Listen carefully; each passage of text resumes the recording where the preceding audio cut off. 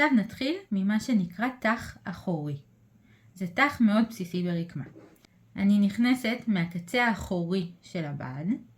אתם רואים שכשאני מנסה להוציא את המחט אני לא ממש עוברת בתוך הבד, אבל אני רואה איפה היא, ואני מנסה לכוון אותה בדיוק לקצה של הגיבול שלי. אני מושכת ואני רואה באמת שהקשר שלי מספיק ככה שהחוט לא יעבור.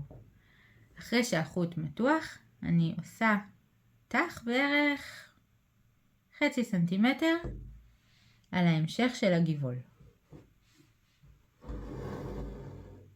ואז אני יוצאת עם המחט מהחלק האחורי, בערך באותו מרחק של התח הראשון.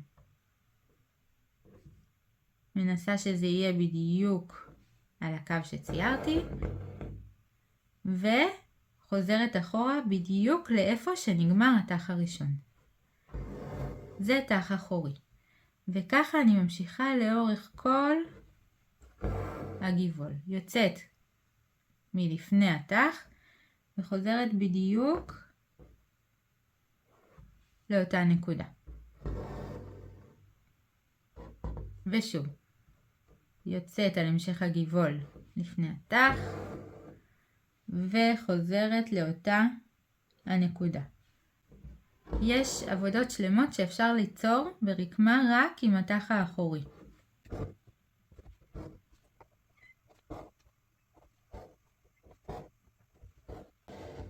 וסיימנו. אתן יכולות לראות את הגיבול עם התח האחורי מושלם. עכשיו סיימתי עם החוט. אני קושרת אותו מאחור גם כן כלל שלושה קשרים שונים. מכניסה אותו מתחת לאחד התחים, משחילה אותו בתוך העיגול שנוצר ומותחת. ושוב, משחילה אותו מתחת,